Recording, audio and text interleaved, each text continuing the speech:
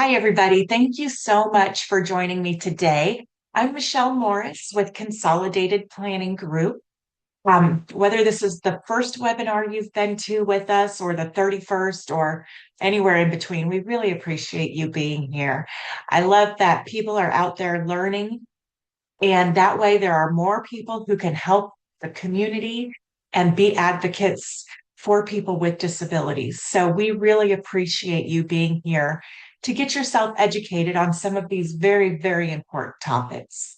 Today, we're going to be talking about ABLE accounts and how those can help your loved one to be able to save for the future. There are some great benefits and features of ABLE accounts that might make it right for your family. Of course, nothing is right for everybody in every situation. And this might or might not fit your needs, but it is an available option for you. Before I get started, I just wanted to let everybody know that yes, we do record all of these webinars and we put them on our YouTube channel.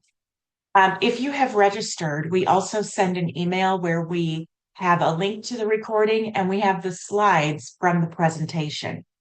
So if you're maybe watching on the YouTube channel right now, seeing this video, or if you're listening to our podcast and you would like a copy of these slides, all you need to do is email contact@cpgcares.net. And we will go ahead and send you those slides.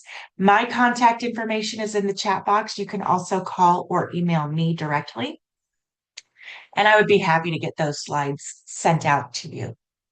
Now, the other thing I want to let you know is that because we're in webinar mode, I cannot see or hear the participants. But if you have any questions, and we did receive some questions before the webinar started, but if you have any others, please put them in the chat box. And that's going to be the best way for me to be able to see what questions are out there and also present the information that I need to do. Okay, so a few things about Consolidated Planning Group before we get started in digging into ABLE accounts. So we are first and foremost financial advisors. We are located just outside of Houston, Texas, but we serve families all across the United States. Most of our meetings are virtual, and that's why we're able to serve families almost anywhere. And it's been very helpful for us because a lot of the families we work with have kids maybe with immunodeficiencies or would need childcare. Or it's difficult for parents to load everybody up to travel to come see us. So the webinars and the virtual meetings have been very, very helpful for us to really help educate the public. We've been doing this for over 30 years. We are fully licensed in insurance and securities, investments, things of that nature. And we can do anything that any traditional financial advisor would do for you. It's just that we do it through the lens of understanding that your loved one might need your help and your resources for the rest of their life. We don't plan just to the end of the parent's life. We plan to the end of the child's life, the child with the needs. We are members of the Special Needs Planning Academy. We are also nationally certified Social Security advisors and chartered special needs consultants. So we take this very, very seriously in our business. But not only that, we are also parents to loved ones with disabilities. So not only do we take this very seriously in our business, but we also take this very seriously in our own lives day to day. Families come to us because we can help you with things like lifetime care and protection plans for your family, transition planning, and how all these different accounts work and what you need to be thinking of as your child turns 18 or graduates from high school or moves out of the house, or when you pass away, how to protect your loved one in all of those different circumstances. We can help you figure out the future cost of the care for your loved one so that you know how much money needs to go into the special needs trust We help with state and federal benefits and local resources. And just in general, we're here to advocate for families and to educate the public. We are kind of rare in what we do. There are over 263,000 financial advisors across the United States. But out of those 263,000, fewer than 200, not 200,000, just 200, period, financial advisors focus on special needs planning. That's less than a tenth of a percent. So when you're working with Consolidated Planning Group, you truly are getting expert advice. We have a lot of families who come to us and say things like, well, my neighbor told me that their child, who also has autism, is getting these benefits. Well, we should be able to get those benefits too.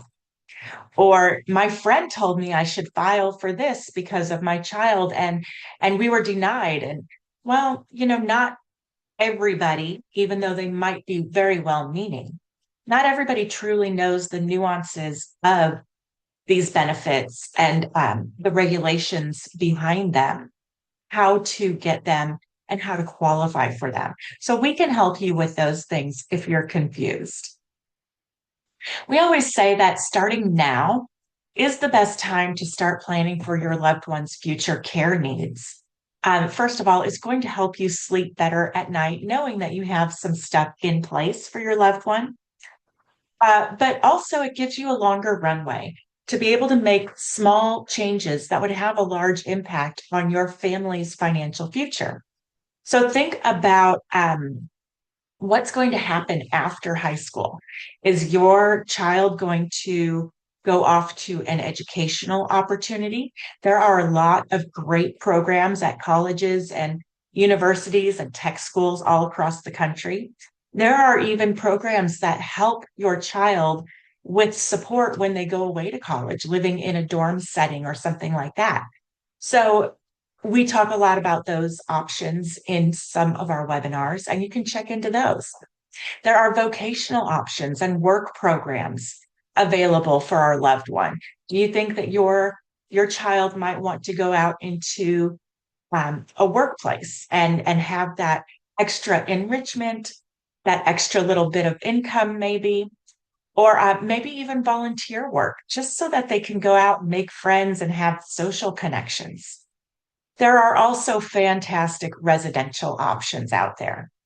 Everything from transition and day programs to full residential care, everything in between as well.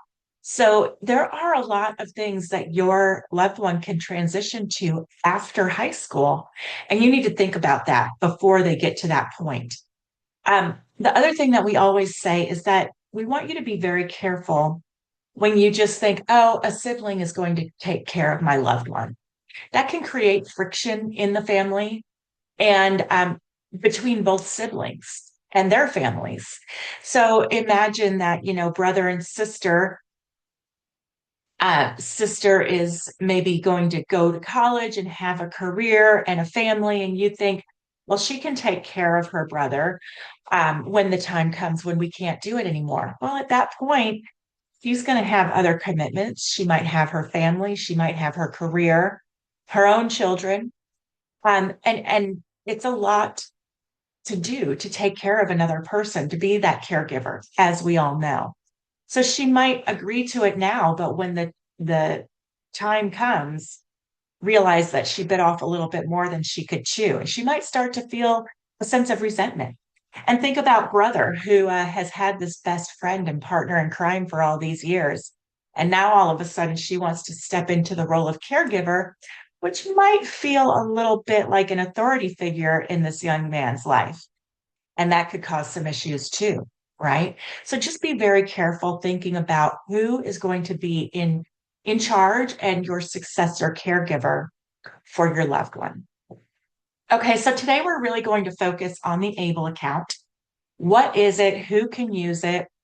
What can you use it for? And how do you get one, right? So we'll talk about the differences too between the ABLE account and the Special Needs Trust, how they work together, and what the best uses are. So again, feel free to put your questions in the chat box and comments.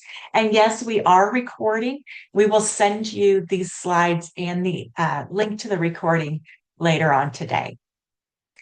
All right, so ABLE accounts. Many people have heard of a 529 college savings account. That is a 529C. That is made for students to be able to pay for educational expenses. And that's really all that you can use it for, things related to education. The ABLE account is also a 529, but this is a 529A. The 529C is for college. The 529A is the ABLE account. And this is a little bit different because this is meant for our individuals with disabilities, and they can use this money for a wide variety of things, not just educational spending. So this is a tax-advantaged savings program. And if your person can say that this thing that you're purchasing with the ABLE account makes their life better, then you can pay for it with the ABLE account. The money goes into this account. Fees come out. Of course, there are going to be fees. But then that money typically goes to an investment portion in the account where it buys mutual funds. Those funds, of course, over time, they're supposed to gain income, right? But the income that is earned through those investments in your ABLE account are not taxed. So there is this growth in the account, and the advantage being that it is untaxed growth. Now, even though your beneficiary is the owner of this account, it is meant for them and it does not jeopardize any of their other benefits like SSI or Medicaid or anything like that unless you go over the limits. So what is that limit? The limit for Medicaid to be able to have money in your ABLE account and still keep Medicaid is $100,000. So if your ABLE account goes over $100,000, you could be disqualified for other benefits. Once your child passes away, if there is still money left in the ABLE account, you can roll that money over to another eligible family member. You can use the money to pay for final expenses and things like that. And in most states, there is a reimbursement clause that says that if there's money left over, that would go back to Medicaid because Medicaid wants to be reimbursed for anything that they've paid out to your loved one over the course of their life and, receiving Medicaid benefits. I've heard varying stories of how they actually do it or whether or not they actually do it. But it is a clause in the contract, so be careful about that.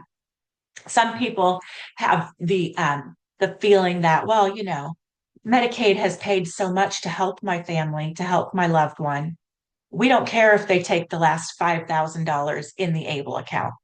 And some people feel very differently, that they don't want any of their excess money going back to Medicaid. So they just make sure that they get that spent down. And that's totally up to you. It's just a matter of opinion and how you feel about the system. So some key details, and some of this has changed for 2026. So something new right now is that the disability must have started before age 46. This used to be age 26. So now all of a sudden we've opened up ABLE accounts to 20 years worth of additional clients. So that's really a cool feature. So you can have an ABLE account if you have a disability and that disability began before you turned 46 years old. Now for 2026, you can put in $20,000. That number fluctuates a little bit each year. But that's how much can go into each person's ABLE account from any source. Anyone can put money in there. It can be grandma and grandpa or relatives or uh, friends or family, or roll it over from a 529C for college, or maybe the beneficiary or a trust puts money in there. That is all perfectly fine. They did make the able to work provision permanent, which says that if the owner of the account is working, they can put more if they're not in a retirement plan. I'm sorry, if they're working and they're not in a retirement plan, they can contribute more to the account over and above that $20,000 if they want to. The limit would be $15,650 if they make that much. You cannot put in more than you make at work. That's the limit. It's either how much you make at work or $15,650. And again, that's a number that's going to fluctuate each year. If you already have a 529 college savings plan, and you're thinking that, well, I'm at a point now where I don't know that my loved one is going to need educational expenses, you can easily roll that over into an ABLE account. This would not be a taxable event. It would be totally fine. If you have over $20,000 in the 529 educational account, you might have to take several years to get it rolled over to the ABLE, right? Because you can only do $20,000 each year, but that's fine. Neither one of those would count against the child's benefits. And there is also a new savers credit, that there's a federal tax credit when you contribute to the ABLE account. Now, ABLE accounts typically do not have any state benefits, especially here in Texas where we live. We don't have state income taxes. So they can't give you a state income tax break from the ABLE account. Now, there are some states that do. So if you live in a state where you have state taxes, state income taxes, you might want to check and see if there's a benefit to having the ABLE account from your specific state, because sometimes that is how you would get a a tax deduction. Thank you for that. Pretty much nothing. I see a question in the chat box. Can SSI be directly deposited into the ABLE account? No, there's not really anything. You cannot directly deposit paychecks or SSI benefits or child support directly into the ABLE account. Basically, what needs to happen is that it would go into your child's bank account. And then from there, your bank account is attached electronically to this ABLE account. And so you would either have a monthly you can set up a monthly contribution that's automatic, or you can do it manually and go in there and have the money moved to the ABLE each month. You do need to keep an eye on that, and we're going to get into that a little bit more. But no, unfortunately, you cannot have it directly deposited. So how do you prove that you're eligible for this ABLE account? Typically, when you have your application materials, there's a box that you check and you sign and say that, you are confirming and solemnly swearing that this individual has a disability. Now, if they ever audit you and come to check, you're going to have proof, right? So if you qualify for SSI or SSDI, that's proof enough, because the Social Security Department says you are eligible, so you're eligible for the ABLE account. If you're not on those benefits yet, you just need a disability certification form from your physician. And that would be enough to clarify that there is a disability if you ever were to get audited for the ABLE account. Now, The IRS says that the ABLE account money must be used for qualified disability expenses. But what is a qualified disability expense? It is very, very broad. You can basically use the ABLE account for housing and food, which is different from the special needs trust, because a special needs trust you should not use for housing and food and cash, utilities, any of that stuff, if you are receiving SSI benefits. If you're not on SSI, you can use the special needs trust for those things. But in general, hopefully you're going to be on SSI for a long time. You'll use your ABLE account. And then later on in life, the individual would switch from SSI to a benefit like SSDI or DAC or childhood disability benefits. And at that point, you can use the special needs trust to pay for housing and these other items. So if what you're purchasing helps improve the person's health, independence, or quality of life, you can use the ABLE account. Pardon me. That includes transportation, Uber, Lyft, public transit, buying a car, gas, repairs, all of that counts. Health expenses, of course, you can use the ABLE account for that.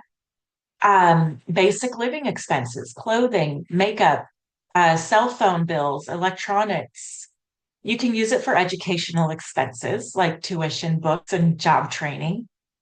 And financial and legal services is perfectly allowable. So if you wanted to maybe get a financial plan from your favorite consolidated planning group advisors, you could use money from the ABLE account to pay for that. Or if you need a special needs trust set up, you can pay the attorney through the ABLE account.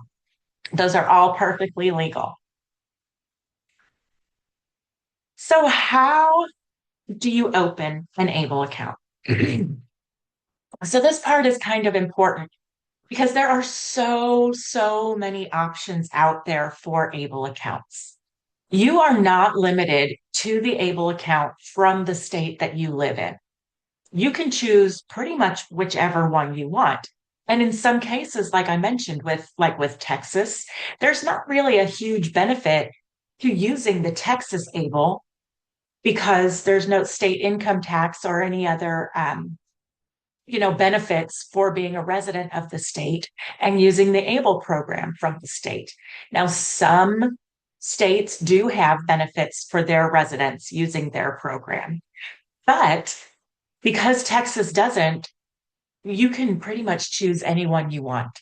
Now, when we open an ABLE account for our clients, we use the same one for our clients that we do for our own families, which is through the state of Virginia. It is the ABLE America account. Virginia actually has two, an ABLE Now and ABLE America. We use ABLE America. It is run through American Funds, which is a Capital Group subsidiary, I believe. But American Funds has been around for a very, very long time. And they're kind of one of the pioneers in the ABLE account program space. They really know what they're doing, and they've got great customer service. That's one of the big reasons that we choose to use them for ourselves and for our clients. At Consolidated Planning Group, we do not charge the client anything to open the ABLE account. There is a $250 minimum opening balance for the account, but that doesn't go to us. That goes into the account. Of course, like I said, there are fees. With the account that we use, every time you put money in, they take the fees off the top. And then that chunk of money goes to purchase mutual funds, and there's never another fee on that chunk. Let's say you put in $1,000.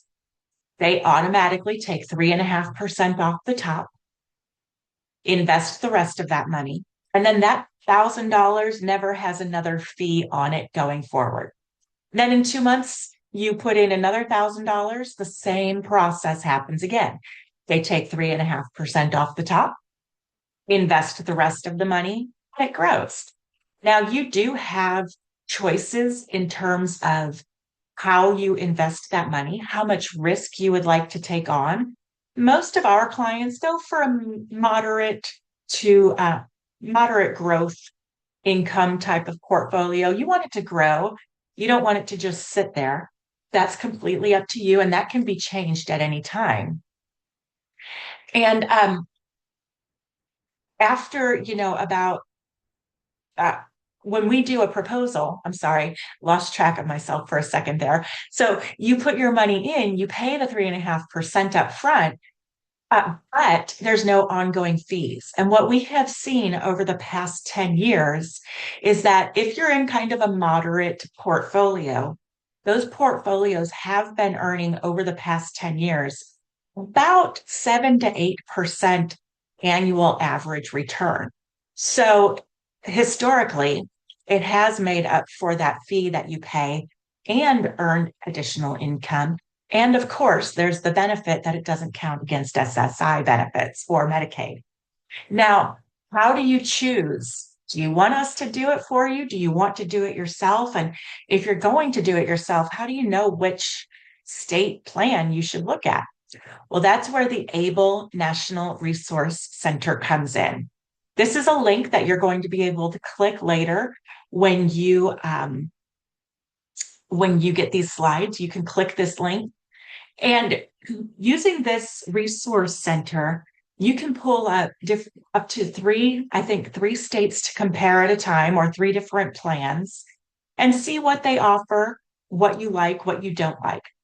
For example, some of them might have a debit card. Some of them do not. We prefer that our clients don't have a debit card because that's one more thing for our kiddos to lose. It makes it a little too easy, and it makes it messy in terms of tracking where the money goes. The one that we use does not come with a debit card. And let me tell you why I like that for our people. If you want money to spend from your ABLE account, you give us a call and we transfer that money from your ABLE into your bank account.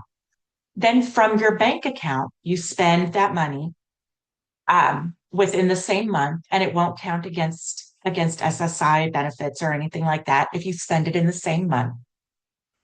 But what I like is that if you ever get audited by Social Security or Medicaid or the ABLE account people or for taxes or whoever, if you get audited, all of the money is flowing through one common point, and that is the bank account. That means that if you get audited, all you need to do is print the transaction record or download the transaction record from your bank for that account, and it has every transaction. It has where the money went to the ABLE and where it came back into the bank account, where you spent from the bank account, what that money was spent on. Just make sure that you keep the parent money out of the child's bank account, because that would make things messy, right? You might have to cross out, oh, this was our cable bill. That wasn't his problem. Or this was where we went to Target and we bought some groceries for him and some stuff for us. Try to keep everything separate. Keep your children's money separate from your own money. And like I said, routing everything through the bank account really helps keep it clean. I see a couple more questions in the chat box before I get to the next slide. Can you use ABLE account money to pay for COBRA? I believe that you could, because COBRA benefits the child. You definitely also want to look into Medicaid to be able to get the child medical coverage. That would probably be a lot less expensive than COBRA. But again, as we know, you would have to maybe change doctors. So yes, I don't think it would be a problem to use ABLE account money to pay for COBRA because it helps the child. Carito wants to know, okay, so if I put money in the account and it grows, that income comes back to the account, does that count towards the $100,000? Yes. So, for example, if your ABLE account is at $99,000 and all of a sudden you get returns from those investments, you very well might be pushed over the $100,000 limit. You do have to keep track of that and watch out for it. That would cause you to lose out on benefits. All right, I don't see any more questions yet, so I'm going to keep going. Um, how do you apply for the ABLE account? With us, you just call us up and let us know that you want an ABLE account. We send you a form to fill out and we ask you to return certain items to us, like copies of your IDs, you and your loved one. We need a voided check or a letter from your bank that shows bank account statements. We're going to need, name, address, date of birth, social security number, all of those kinds of things. If you do it yourself, of course, you would just have to put that stuff into your, when you're opening the account, put that all in the paperwork. It's pretty much going to be all online. And you just put all that stuff in. Now you have to certify that disability started before age 46. So keep some proof just in case, you don't have to upload anything specific as long as maybe your doctor's records or other medical history, or if you're receiving SSI or SSDI, just make sure that you have proof that the disability started before age 46 in case.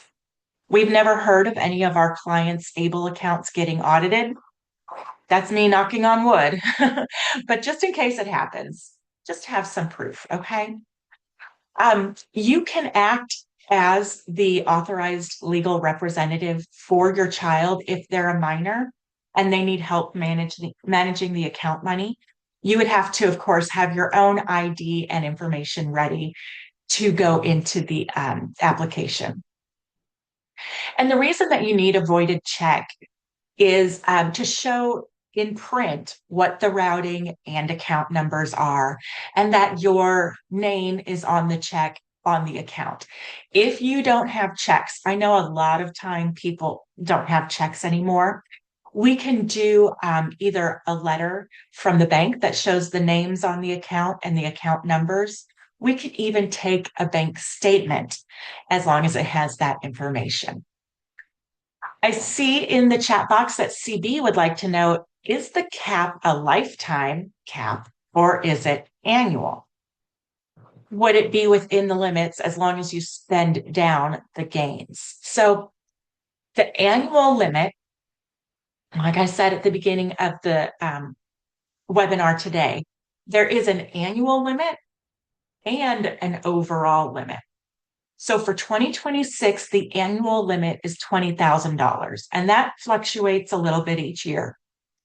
Last year, it was $19,000. So let's say you put in $20,000 this year, and for the next 5 years, $20,000. That's $100,000 right there. But as you spend some of that down, you can put more in. You just don't want there to ever be more than $100,000 in the account at one time.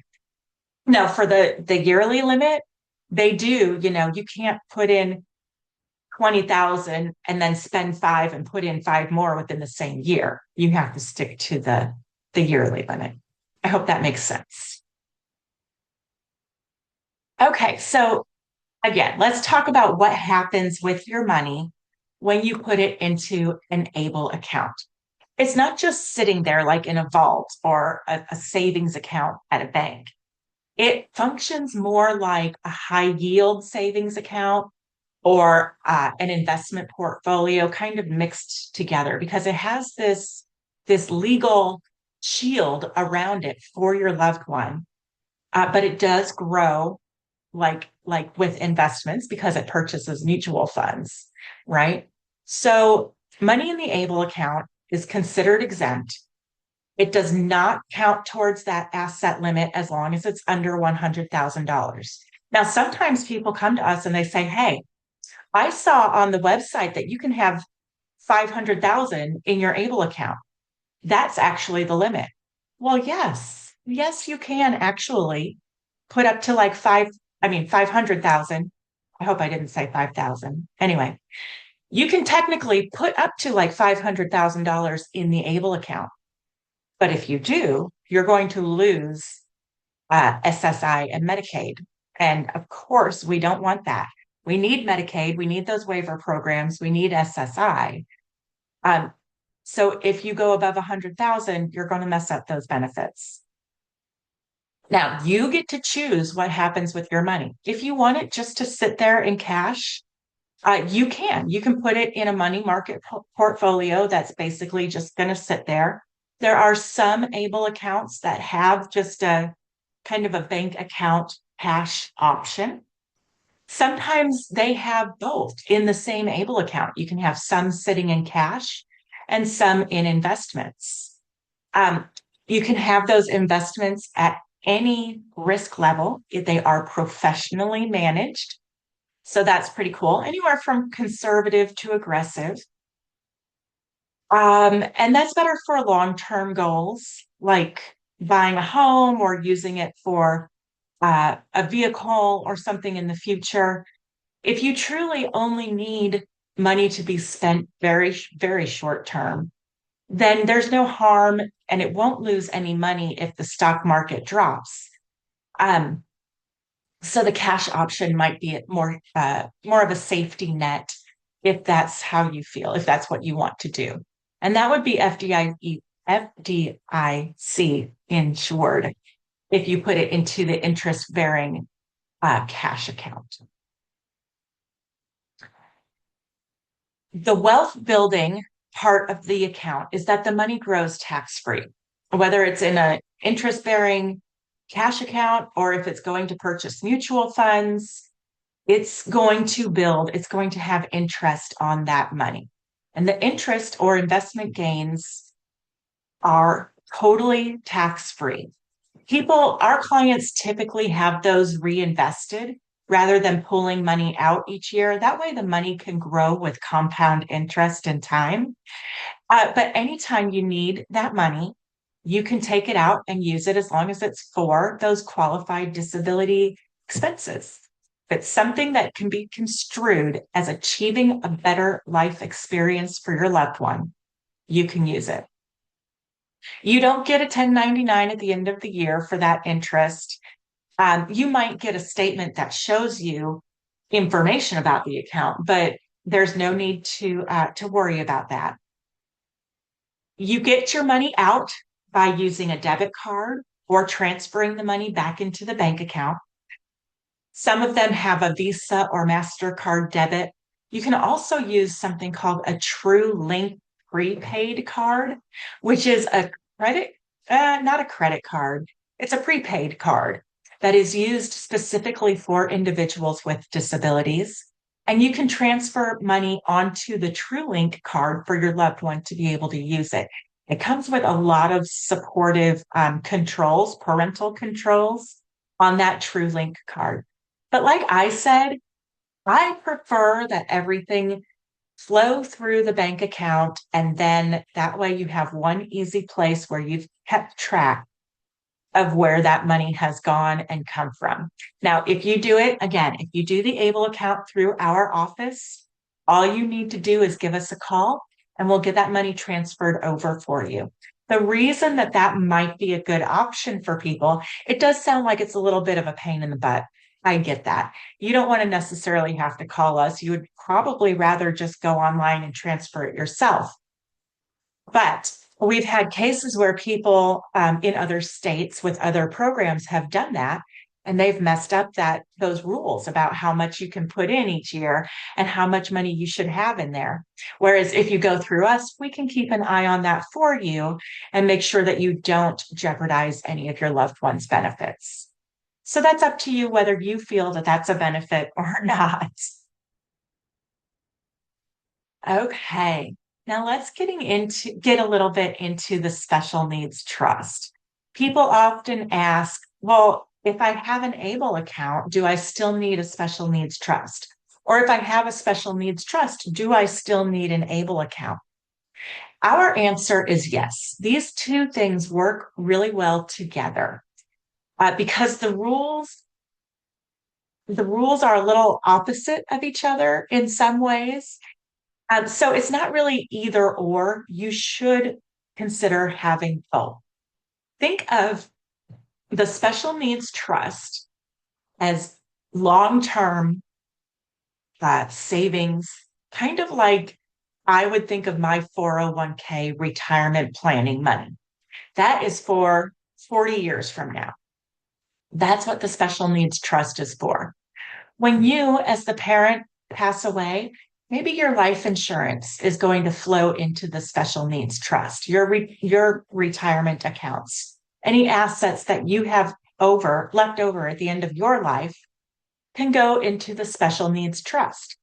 There is no limit on how much money can go into your special needs trust, like there is with the ABLE account.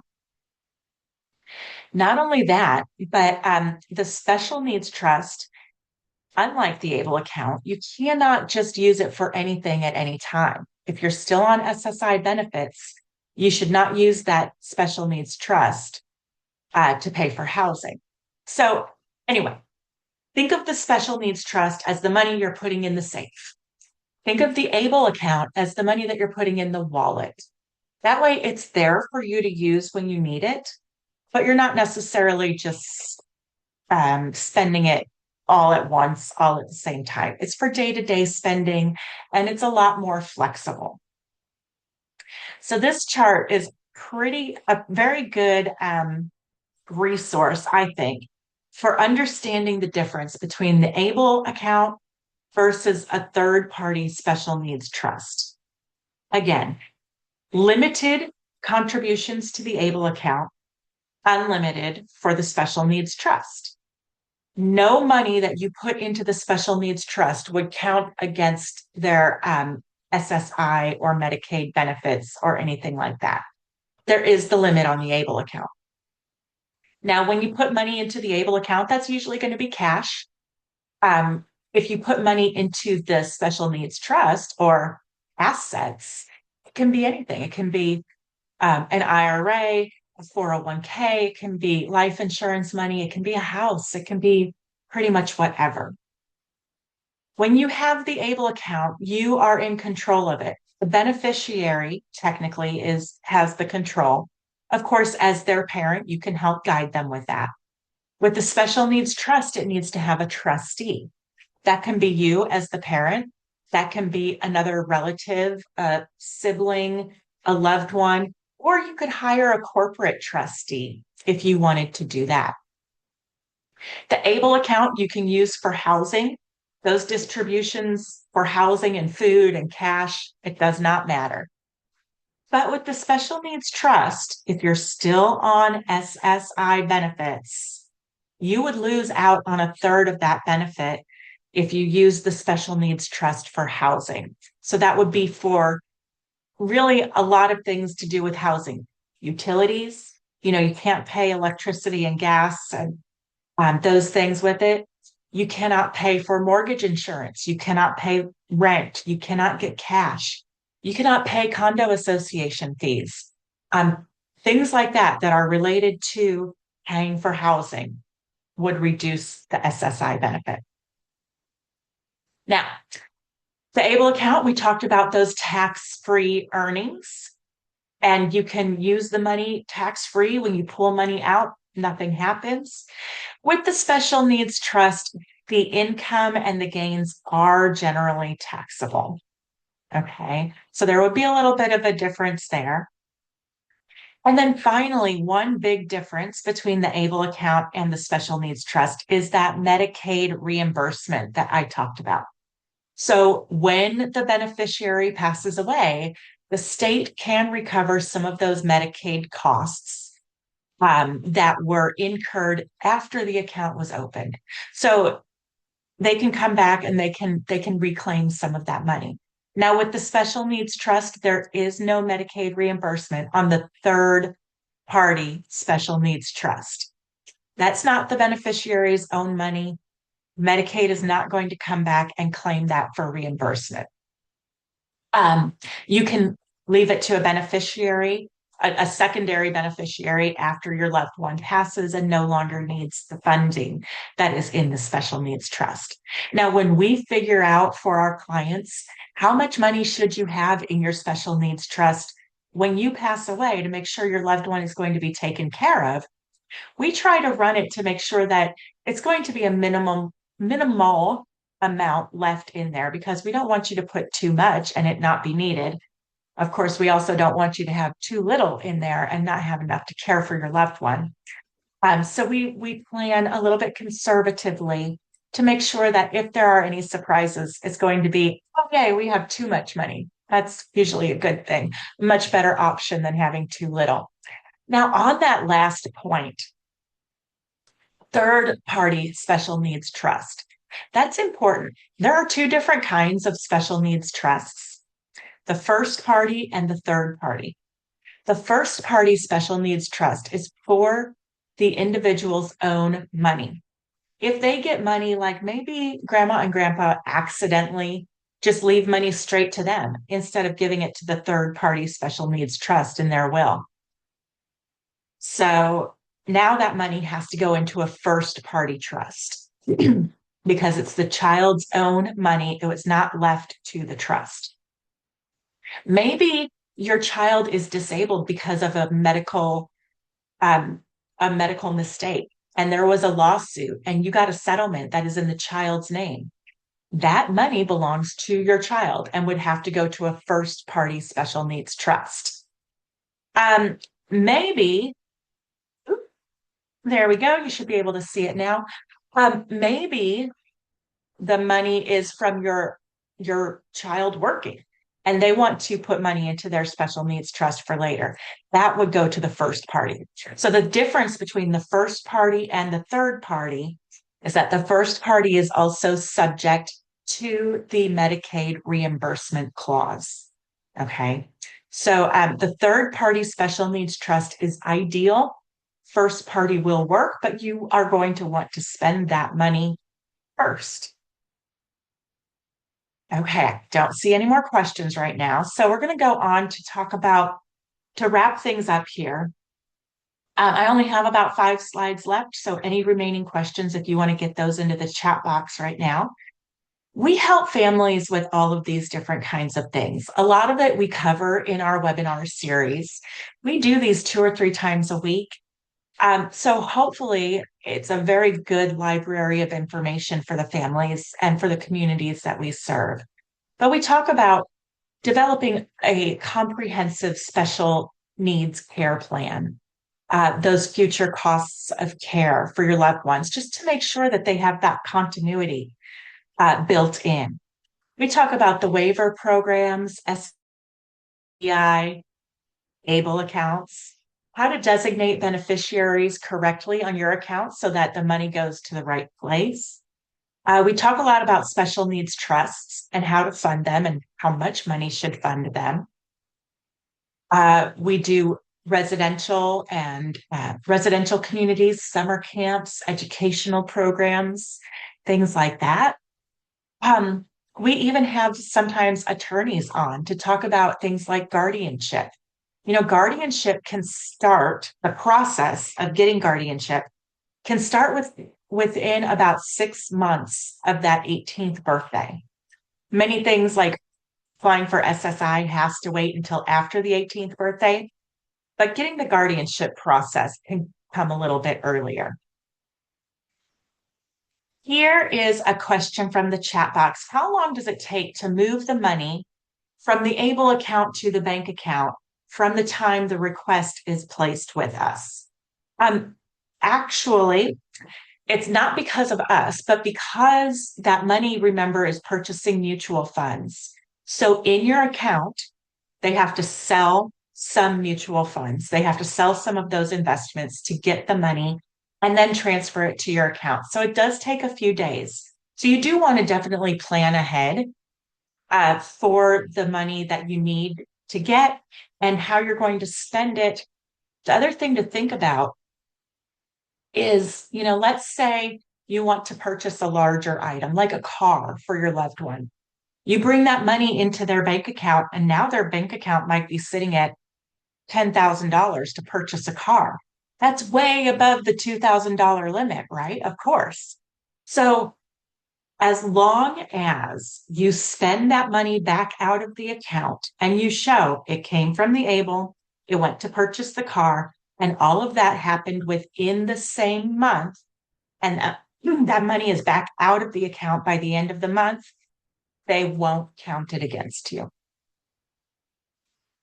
You can use this link to see what webinars we have upcoming and pre-register for them.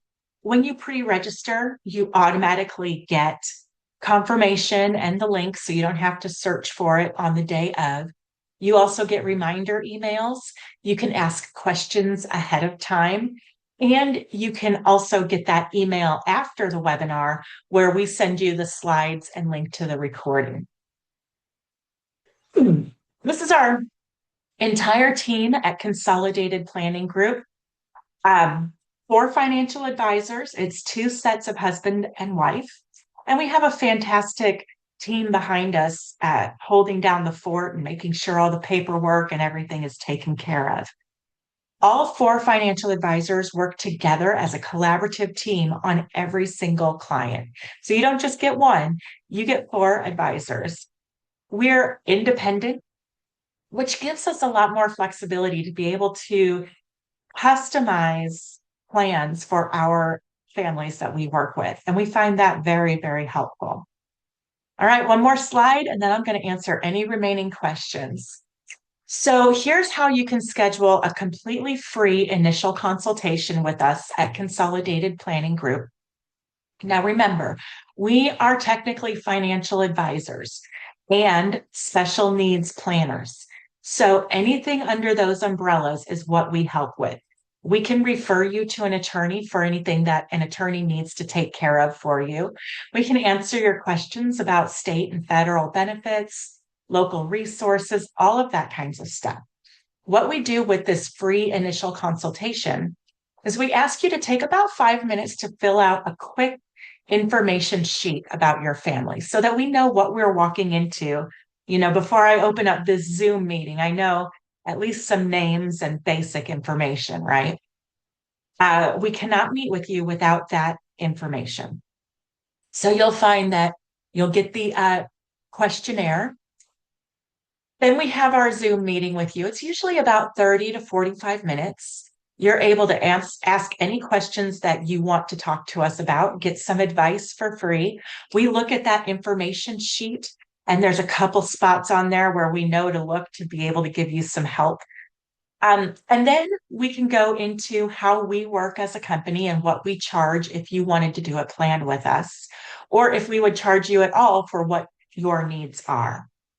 Some of our planning and the help that we give families is completely free. Some of it is a lot more expensive. So we need to meet with you to be able to tell you the different options to see what would be the best fit for your family.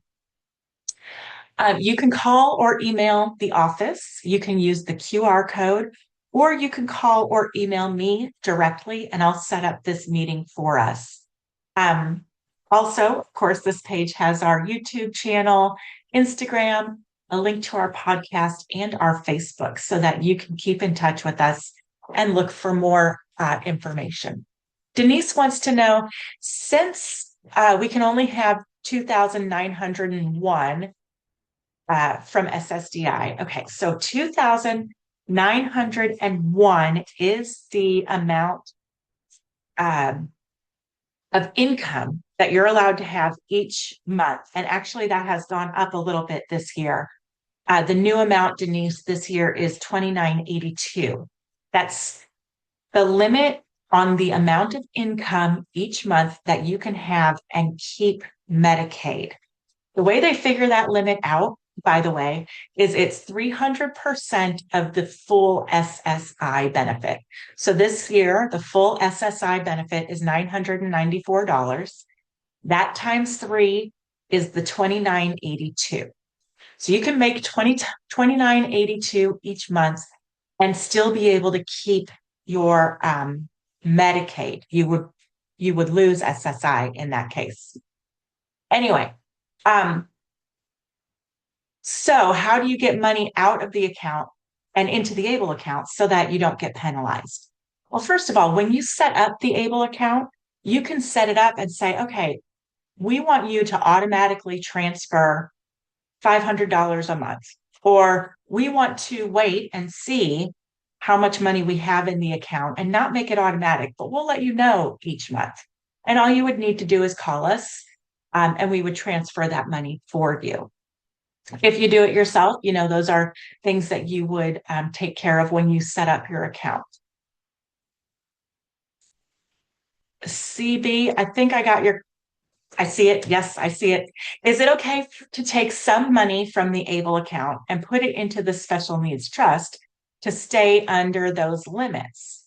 Yes, you can take money from the ABLE and put it into the special needs trust if your ABLE account starts getting too high. That would be fine. But again, CB, one thing to think about, and everyone who's been asking about the upper end limits on these ABLE accounts, there's a 3.5% fee, and this is meant for short term. So be thinking of other places.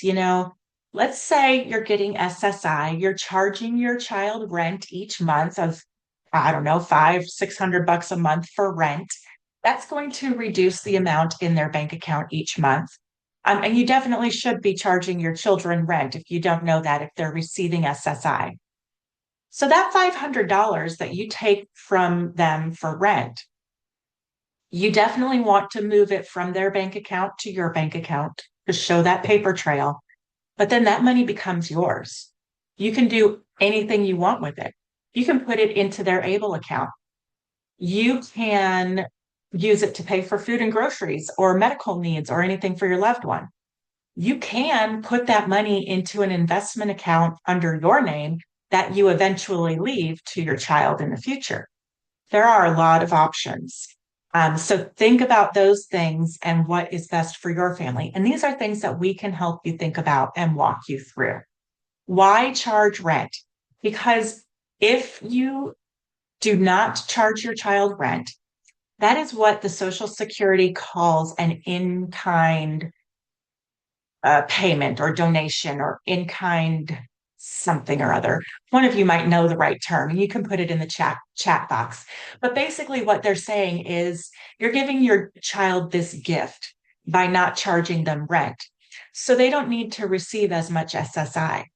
If they're paying their own rent, the SSI amount goes up to that full $994. If you don't charge your child rent, you're probably going to be getting an amount around 660 something, or somewhere around low $700 a month, because you don't need the extra money because you're not paying rent as the individual. That's why. Okay. So that's all the questions I have. If anyone else has any questions, we do have 2 minutes left, so feel free to throw those in the chat box. Otherwise, I hope that I get to meet with you soon in one of our free consultations. We will be reaching out to you to see if you're interested in this consult or if you have any follow-up questions for us. Please remember all of these smiling faces and be kind to my team when they reach out to you. We're just doing our job. Thank you so much. I hope you all have a great week. Happy Easter to all of you who celebrate. And like I said, we are genuinely here to help and here to serve the community. So if there's anything we can do to help you, please reach out. Thank you all so much. Bye-bye.